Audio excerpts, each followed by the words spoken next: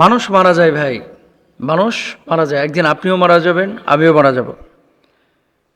মারা যাওয়ার পরে ওই মৃত ব্যক্তিকে, যে আপনার একেবারে আত্মীয়, কাছের, কলিজার টুকরা, হৃদ্যতার, মহব্বতের, ভালোবাসার, সে মানুষটাকে কিন্তু মানুষ কয়েকদিন পরে ভুলে যায়। কেন ভুলে জানেন? আপনার মা যেদিন মারা গিয়েছে সেদিন যদি আপনি যেই অবস্থায় ছিলেন সারাটা বছর যদি এই অবস্থায় আপনি থাকতেন, তাহলে আপনি দুনিয়ার ভিতরে স্বাভাবিকভাবে টিকে থাকতে পারতেন না। আরেকটা বিষয় আপনাদেরকে বলি, ভবিষ্যতের জ্ঞান আল্লাহ তাআলা আমাদেরকে কেন দেন নাই? দুটো বিষয় এখানে আছে। ভবিষ্যতের জ্ঞান যদি আল্লাহ তাআলা মানুষকে দিতেন তাহলে মানুষ কাজকাম করতো না। দুই নম্বর বিষয়, ভবিষ্যতের জ্ঞান আল্লাহ যদি মানুষকে দিতেন তাহলে সমস্ত মানুষগুলো পাগলের মতো হয়ে যেত তার ভবিষ্যতের বা ফিউচারের খবর জানার পরে। কখনো ভালো থাকতো আর কখনো আত্মহত্যার পথ বেছে নিত। তার মানে দুটো বিষয়।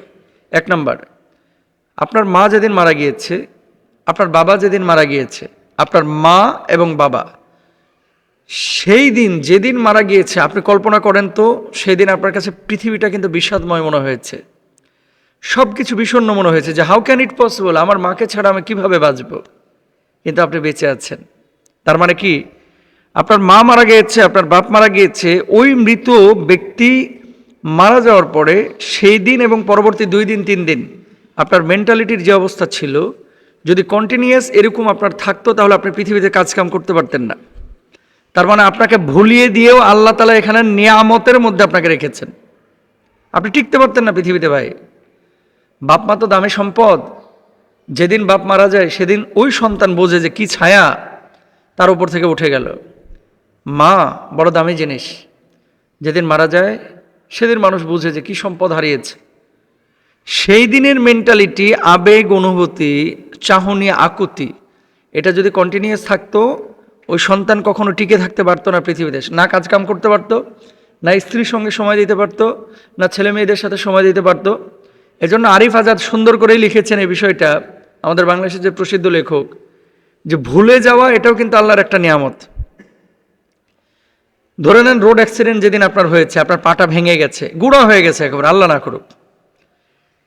আপনি যখন দেখলেন যে হুন্ডা থেকে পড়ে আমার পাটা চুরমার হয়ে গেছে, আমার পায়ের ওপর দিয়ে আরেকটা গাড়ি চলে গেছে, ঠিক ওই মুহূর্তটা আমি আপনাকে বলি, ঠিক সেই মুহূর্তটা যখন আপনার পায়ের ওপর দিয়ে গেল, ওই মুহূর্তটা যদি আপনার 12টা মাস মনে পড়তো বা ওই কষ্টটা যদি আপনার অনুভূত হতো, আপনি পৃথিবীতে টিকতে পারতেন না, আপনি বাঁচতেও পারতেন না।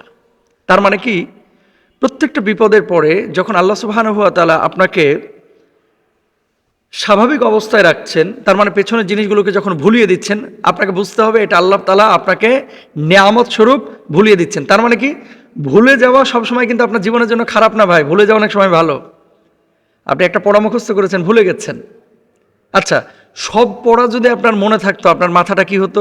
ধরেন আপনি ভুলতে পারতেছেন না। আপনি পৃথিবীতে 1000 বই পড়েছেন, এখন এ 1000 বইয়ের মধ্যে 1000 বিষয় তো নাই, কোটি কোটি বিষয় আছে।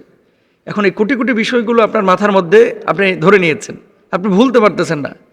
তাহলে কি হতো? আপনার ভিতরে অস্থিরতা তৈরি হয়ে যেত। তো ভুলে যাওয়া এটা একটা নিয়ামত। এবার আসেন, ভবিষ্যতের জ্ঞান আল্লাহ আপনাকে কেন দেন নাই?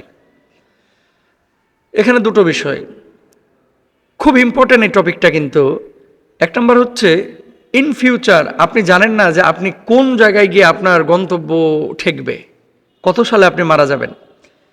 আজকে ধরে নেন যে আপনার সবচেয়ে পছন্দের ভালোবাসার যে বাচ্চাটা আপনি কোলে পিঠে নিয়ে ঘুরছেন, যে বাচ্চাটা আপনার কপালে চুমো দেয়, যে বাচ্চাটা আপনার ঘাট ধরে ঘুমায়, আপনি যখন জানবেন যে 3 দিন পরে বা 3 বছর পরে এই বাচ্চাটা রোড অ্যাক্সিডেন্টে মারা যাবে, এই বাচ্চাটা পানিতে ডুবে মারা যাবে, এই বাচ্চাটা বাথরুমে গিয়ে পড়ে মারা যাবে, এই বাচ্চাটা ছাদ থেকে পড়ে মারা যাবে, এই বাচ্চাটা ট্রাকের নিচে পড়ে পিষ্ট হয়ে মারা যাবে, এই ভবিষ্যতের জ্ঞান যদি আল্লাহ তাআলা আপনাকে দিতেন, আপনি বলেন তো এই 3টা বছর আপনি কোনো কাজকাম করতে পারতেন? সারাক্ষণ এই বাচ্চা নিয়ে কিন্তু আপনি চিন্তা করতেন। তার মানে কি, ভবিষ্যতের জ্ঞানটা আল্লাহ তাআলা আপনাকে না দিয়ে ভালো করেছেন। যদি দিতেন, আপনি আজকে পরিশ্রম করছেন কেন? ইন্টারমিডিয়েট পরীক্ষার পরে বিশ্ববিদ্যালয়ে বিসিএস ক্যাডার হওয়ার জন্য চেষ্টা চালাচ্ছেন কেন?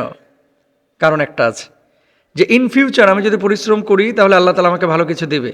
কিন্তু আপনি যখন দেখছেন যে অনার্স মাস্টার্স করার পরে আপনার কোনো চাকরি হবে না, আপনাকে ওই খেতে কাজ করতে হবে বা সৌদি আরবে গিয়ে কামলা দিতে হবে, আপনি কিন্তু অনার্স মাস্টার্স করবেন না। একজন মানুষ আলেম হওয়ার পরে যখন সে বক্তা হইতে পারলো না, ইমাম হইতে পারলো না, খতিব হইতে পারলো না, মাদ্রাসার মুদারিস হইতে পারলো না, যদি জানতো যে আমি আলেম হওয়ার পরে কোথাও পৃথিবীতে আমার চাকরি হবে না, বা আমার থেকে দিনই কোনো খেদমত নেওয়া হবে না, ও আলেম হইতো না।